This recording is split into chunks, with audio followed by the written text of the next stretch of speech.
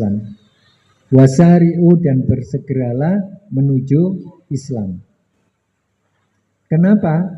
Karena konteksnya di sini adalah, atau keterkaitannya adalah mati. Jadi mati. Kalau tidak segera ke Islam, keburu mati, ya sudah tidak mendapatkan kesenangan yang abadi. Itu satu. Maghfirah, itu Ibnu Abbas menyebutkan Islam. Nah, kalau kita tadaburi, mengapa Ibnu Abbas menyebutkan bahwa ini adalah Islam, memang bukan interpretasi sendiri. Dari penjelasan-penjelasan yang dijelaskan oleh Rasulullah, itu seringkali ditangkap oleh para sahabat untuk disampaikan kepada para tabi'in. Begitu. Nah, Ibnu Abbas memberikan komentar tentang maghfirah yang Allah memerintahkan untuk bersegera itu Islam. Nah, kenapa harus Islam? Karena melalui jalur inilah keabadian itu bisa, atau kesenangan yang abadi itu bisa didapatkan. Kemudian diriwayatkan dari Ikrimah. Ikrimah mengatakan bahwa itu adalah taubat. Nah, kenapa taubat harus bersegera? Ya, kalau tidak segera kembali kepada Allah, maka nanti kembalinya pilihannya cuma satu, setan atau iblis. Nah, iblis tidak punya keabadian, kesenangan. Yang punya hanya Allah. Gitu. Makanya wasari'u ila maghfirah itu artinya bersegeralah untuk kembali kepada Allah.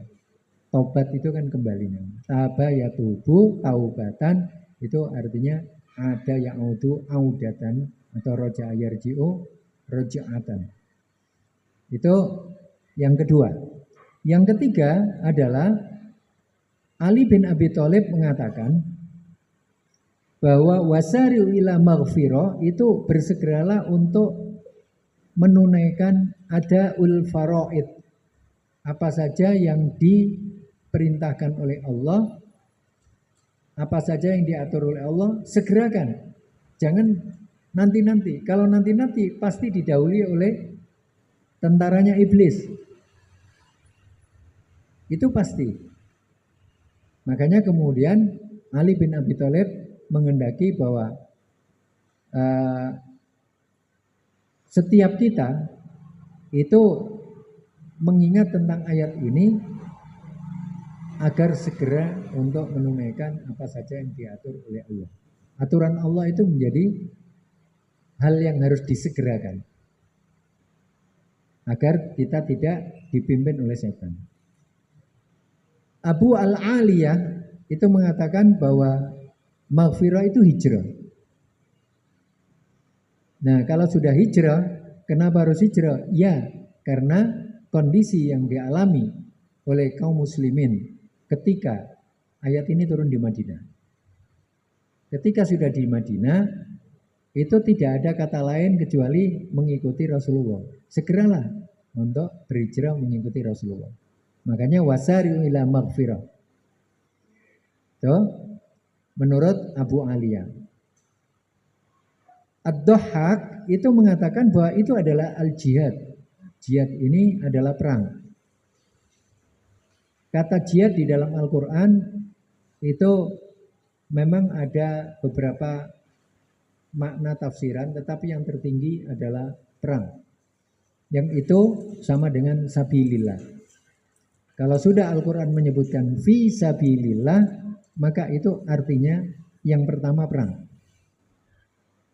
Kalau sudah menyebutkan jihad, itu yang pertama perang. Merujuk pada konteks itu. Meskipun nanti di beberapa makna itu namanya kesungguhan untuk mengikuti apa yang dikehendaki oleh Allah, itu juga disebut juhdun atau jihadun. Muqatil mengatakan bahwa al-maghfirah itu artinya amal soleh. Karena dengan amal soleh inilah kita akan mendapatkan sebuah kesenangan yang abadi.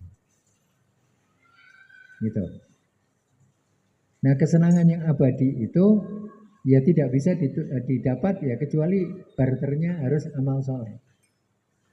Makanya kalau kita sekarang beramal soleh itu bukan untuk menghindarkan dari siksa Allah, tetapi untuk mendapatkan fasilitas kesenangan yang abadi. Untuk bisa terhindar dari siksa Allah cuma satu jalannya, dengan rahmat Allah. Nah, untuk mendapatkan rahmat Allah itu diantaranya adalah beramal soleh. Ya. Tetapi amal soleh itu barternya bukan untuk menghindarkan dari siksa Allah, tetapi barternya nanti fasilitas menyenangkan yang abadi. Itu yang dikatakan muqatil. Kemudian ruwiyaan Anas bin Malik.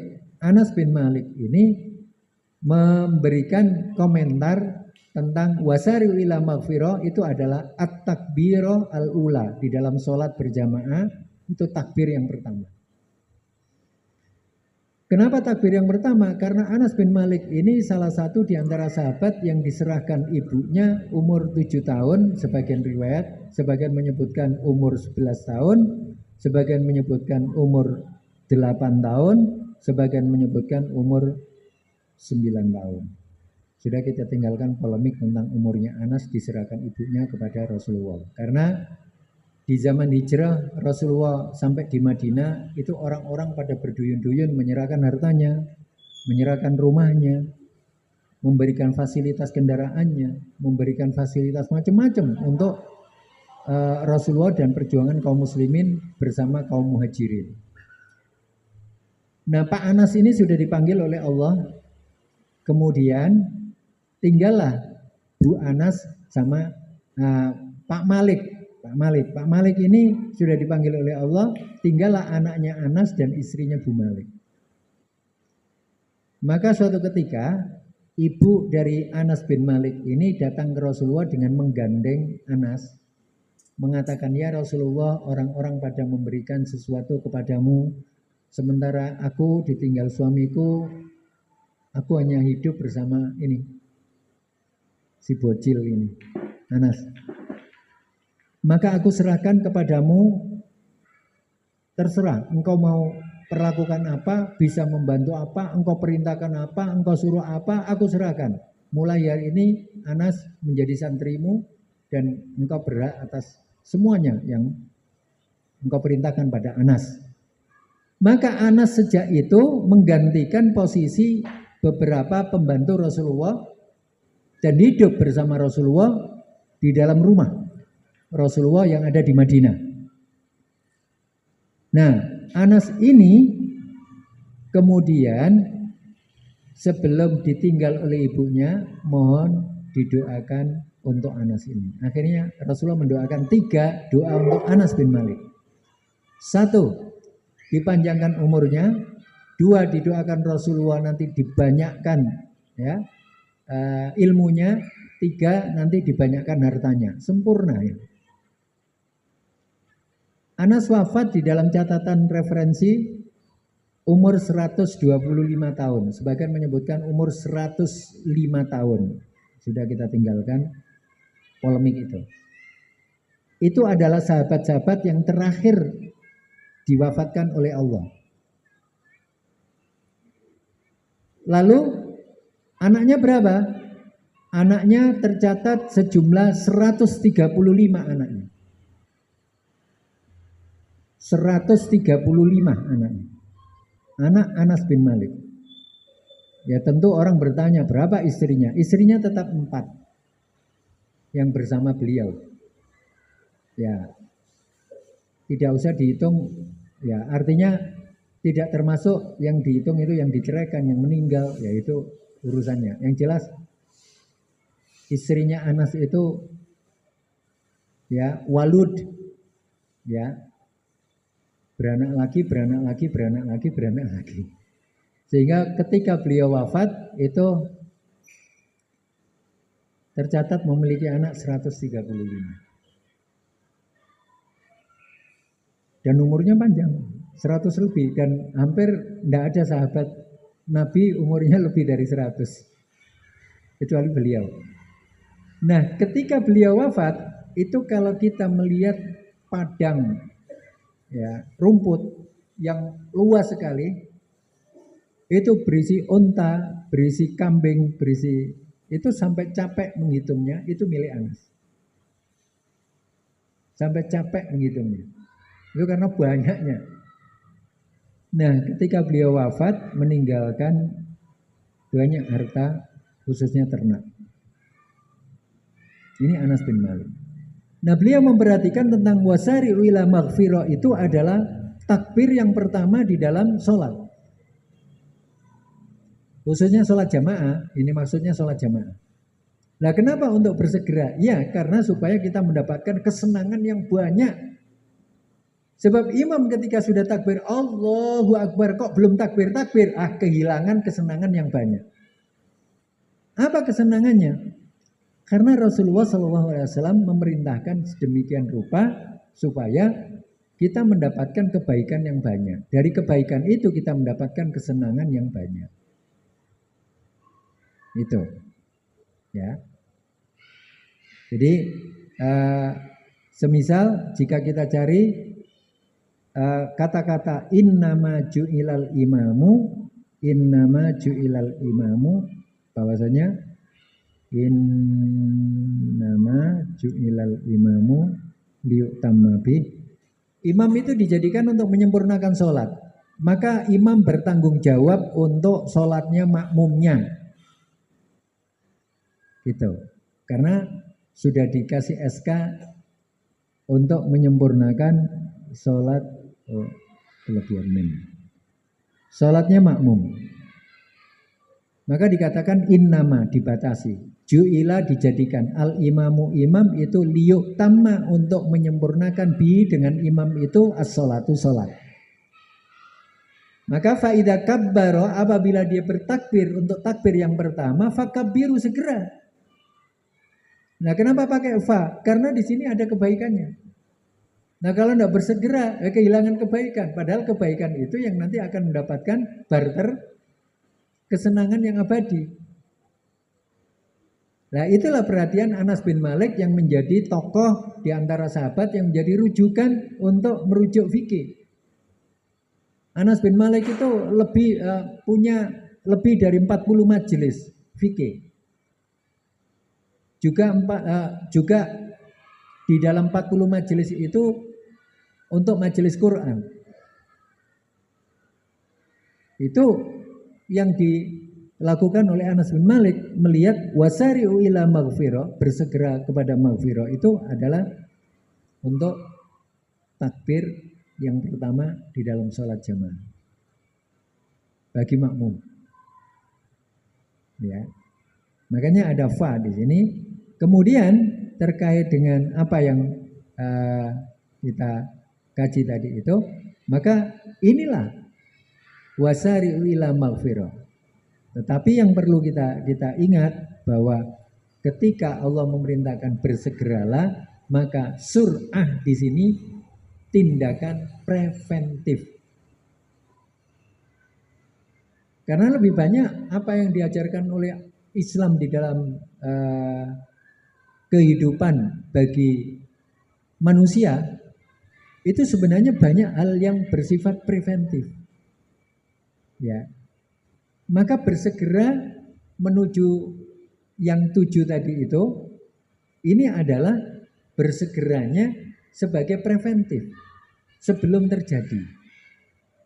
Maka bersegera kepada maghfirah. Mir rabbikum, dari Rob, bukan minallah, tapi Rob, karena untuk mengenalkan fasilitas. Wajannah, dan setelah itu disebutkan kesenangannya ada di sini. Ini kesenangannya. Jadi kesenangannya disebut jannah. Jannah itu lambang kesenangan yang abadi. Sampai kemudian arduha, itu luasnya seluas langit dan bumi. Tapi kata ardun itu sebenarnya gini. Ardun itu jika kita buat 4 persegi panjang, ardun itu yang ini. Ardun itu lebar. Ini meja 4 persegi panjang, lebarnya ini yang disebut dengan ardun. Sehingga di beberapa tafsir disebutkan wakam tulus samawati wal ard.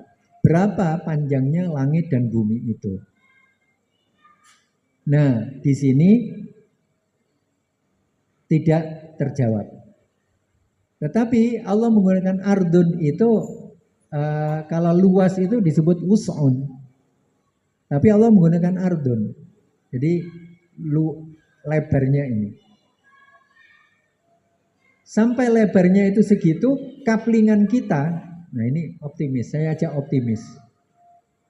Bapak Ibu sekalian, saya ajak optimis, kaplingan kita di surga, tempat tinggal kita itu seluas 60 mil.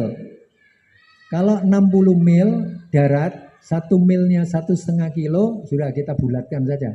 1,5 kilo berarti berapa? 90 kilometer persegi itu rumah kita. Berarti sini mana? Sini Lamongan. Oh, Kediri, sini Kediri. Sini Malang.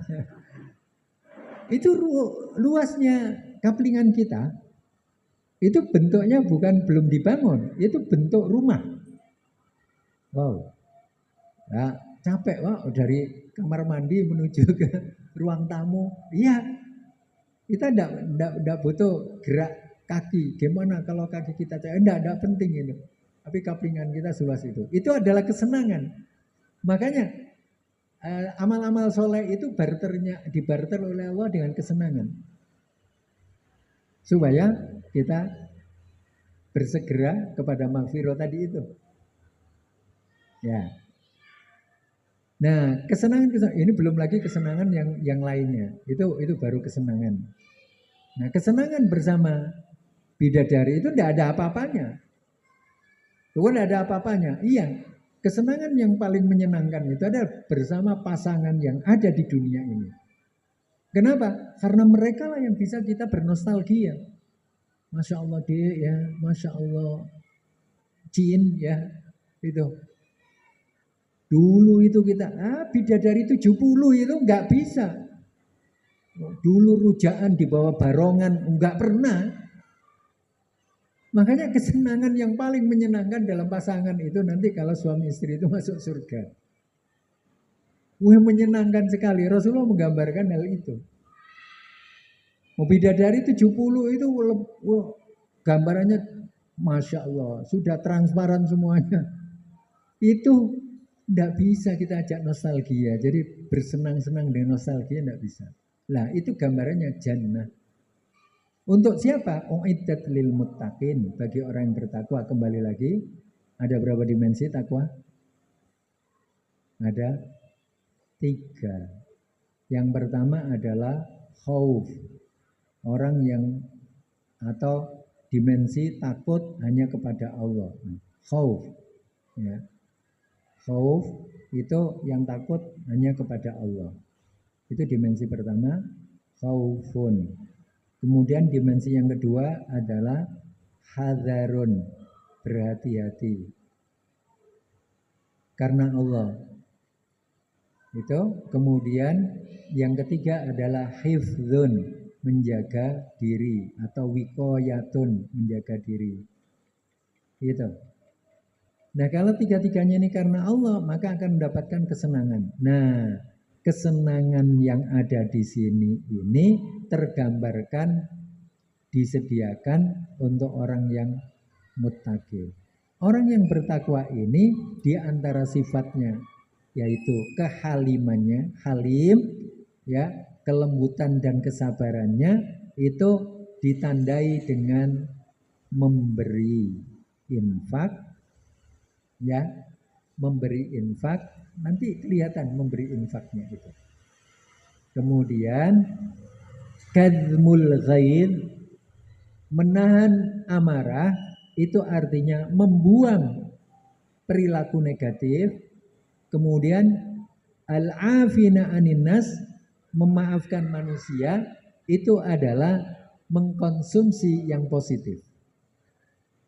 Terhindar dari yang negatif, dan melakukan atau mengkonsumsi atau menyimpan atau berbagi kepada hal-hal yang positif.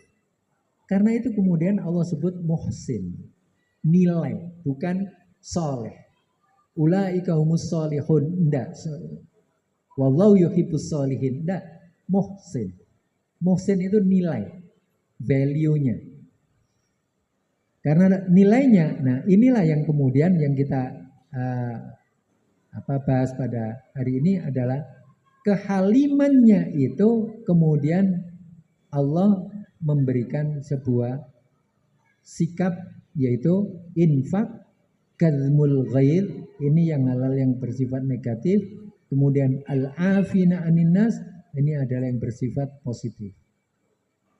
Maka orang-orang yang melakukan ini karena takut kepada Allah, khauf, berhati-hati karena Allah, hadarnya, kemudian wiqayatun nafs atau hifdzun nafs itu karena Allah, maka nilainya muhsin. Maka halim ini mengantarkan seorang untuk menjadi muhsin. Kalau sudah muhsin, itu tingkatannya sudah tidak akan mampir lagi ke neraka. Meskipun jahanam itu sedang mengintai untuk dijolok, enggak. Inilah yang kita antarkan. Kenapa harus ada ihsan? Ya. Karena ihsan ini salah satunya harus bersikap hilm. Nah, hilm ketika menghadapi negatif itu bisa mempertahankan diri. Hilm ketika menghadapi sebuah hal yang positif itu peka, bersegera. Nah, kaitannya ayat ini dengan penyegeraan tadi itu ya di ayat sebelumnya ini. Itu adalah hilmnya, sikap hilm itu kelembutan, kepekaan dalam sebuah konteks kesabaran atau dalam konteks upaya itu disebut dengan hilmun. Maka kalau Allah bersifat halim, itu ada orang kafir, ada orang atau ada seorang hamba melakukan sebuah kesalahan, maka tidak langsung dihukum. Hilmnya Allah itu memberi kesempatan ini sampai dia kembali sadar atau tidak. Kalau tidak sampai mati, ya sudah, itu adalah haknya. Itu pilihannya. Nah itu kalau halimnya Allah gitu. Hilmnya Rasulullah itu juga menjadi contoh bagi kita seperti kadzmul ghair, kalau ada amarah ditahan. Ya. Kalau ada kebaikan itu disegerakan. Kalau ada masalah itu dicari yang kemudahannya. Bukan malah mempersulit. Dicari kemudahannya. Nah itu hilmnya. Kalau ada orang tidak punya, itu bagaimana memberi? Meskipun itu memberi tahu, belum memberi harta. Tapi bagaimana kita bisa memberi? Nah itulah hilmnya Rasulullah, itu yang bisa kita ikuti. Kalau hilmnya Allah, itu bisa kita tadaburi saja. Ya, seperti kalau seorang berhutang, maka jangan dipaksa atau jangan sampai kemudian kita tidak seperti Rasulullah memudahkan di dalam menghutangi, memudahkan di dalam menagih. Ya. Maka bagi yang hutang juga begitu, memudahkan untuk meminta maaf jika belum bayar dan memudahkan kalau sudah ada ya segera dibayar. Jadi seimbang. Itu masih di wilayah hilm. Nah, jemaah sekalian yang dirahmati Allah, ini salah satu di antara yang kita bahas. Maka Rasulullah juga mengatakan laisa syadidu bisur'ah, sesuatu upaya fisik dengan kuat itu sebenarnya bukan karena adanya mampu membanting atau menjatuhkan seseorang atau tubuh seseorang lawannya. Rasulullah mengatakan innamasyadidu alladzi, sesungguhnya disebut kuat itu yaitu yang yamliku ketika dia mampu menahan, memiliki nafs daya dorong ketika ghadab itu ditahan. Itu baru kuat. Nah itu juga masuk wilayah hilm. Dan sifat-sifat yang lain termasuk di dalamnya adalah ketika kita memberikan atau menjelaskan seseorang dan belum paham-paham, maka kita harus berlaku hilm. Ya, dijelaskan, dimudahkan lagi supaya bisa menerima, dimudahkan lagi supaya bisa menerima. Itu juga masuk di wilayah hilm. Nah, kita di masyarakat ya butuh itu. Karena tidak semuanya bisa dikatakan langsung paham, tidak semuanya juga diberitahu langsung bisa mengerti. Nah, itu butuh hilm. Ya. Baik, jamaah sekalian yang dirahmati Allah, ini dulu mungkin ada pertanyaan, kalau ada.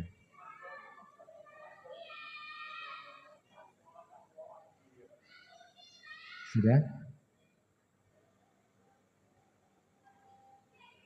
Kalau tidak ada, saya akan lanjutkan pada konsep yang kita mengakhiri dari konteks hilm itu. Ya.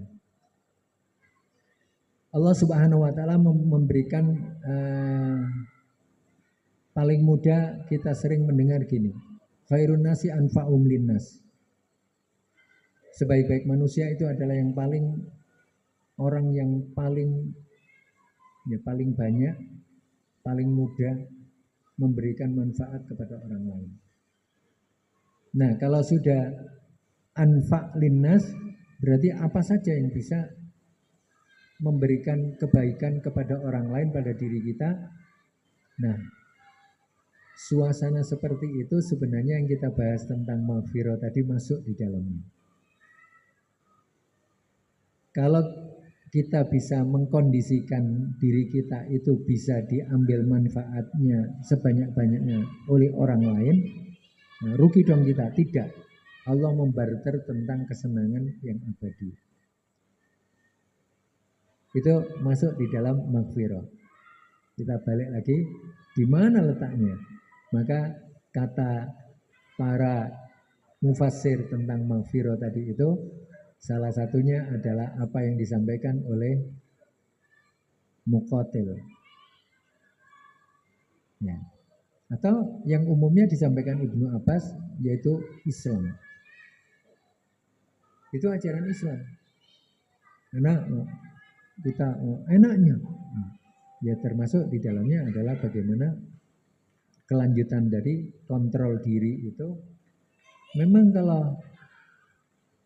asyarru bisyarri, keburukan ya dibalas dengan keburukan.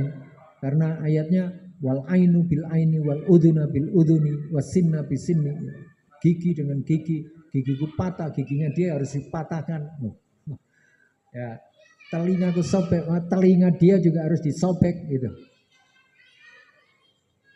Nah, konteksnya bukan itu konteks kisos, bukan kita. Karena kita semuanya bukan hakim. Konteks kita tidak seperti itu. Karena Rasulullah tidak mencontohkan seperti itu meskipun Rasulullah adalah seorang hakim. Ya. Maka di tangan Rasulullah tidak satu orang pun yang tertusuk ujung pedangnya Rasulullah sehingga sampai berdarah. Pedang Rasulullah tetap suci. Dipakai perang berkali-kali, tapi pedang Rasulullah tetap suci. Tidak satu orang pun tertusuk dari umatnya itu sampai berdarah dengan ujung pedang Rasulullah. Tapi dipakai, dikeluarkan ketika perang. Nah, Allah menyelamatkan pedangnya itu supaya tidak satu orang pun disakiti oleh Rasulullah. Nah, dari sini inilah yang sebenarnya bahwa kasih sayang Rasulullah itu ditunjukkan di dalam sebuah perbuatannya, bahwa kadmul ghaidnya itu maksimal. Kalau kita maksimal, ya nanti munculnya dalam perilaku kita juga tidak sampai hanya mengikutkan yang kelima. Nah, bukan yang kelima. Ya, jasad, ruh, terus nafas, syahwat. Yang keempat, jadi tidak untuk melampiaskan syahwat. Karena kalau melampiaskan syahwat, kita tidak masuk di dalam wilayah hilm. Tidak masuk di wilayah hilm. Karena hilmun itu tanpa syahwat, bukan untuk mencari enak. Apalagi hawa, tidak masuk hilm.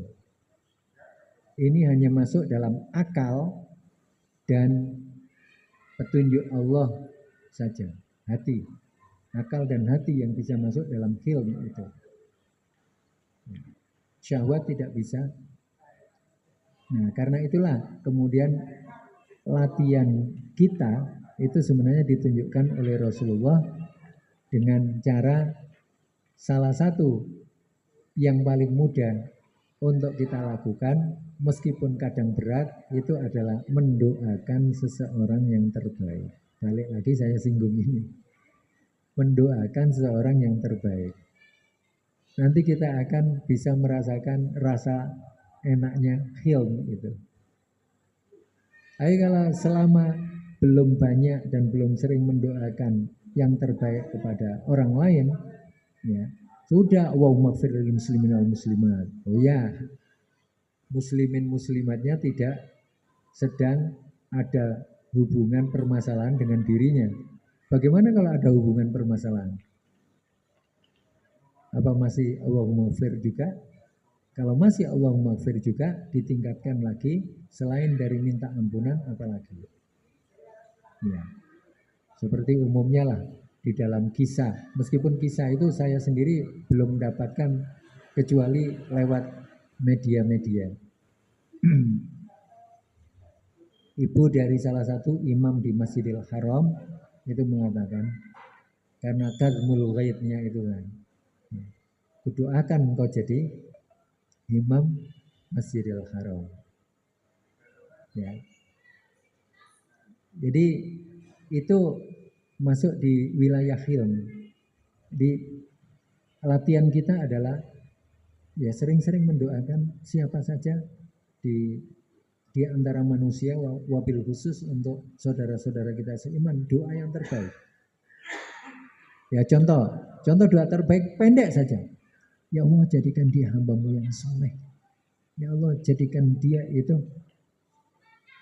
orang yang Kau beri petunjuk dan kasih sayang sehingga dia mampu menggunakan petunjuk-Mu. Itu agak panjang. Ya Allah, ya ampunilah dosanya supaya dengan ampunan-Mu dia menjadi semakin kuat. Doa-doa yang terbaik lah. Kalau doa Allahumma ighfir lil muslimin wal muslimat itu umum.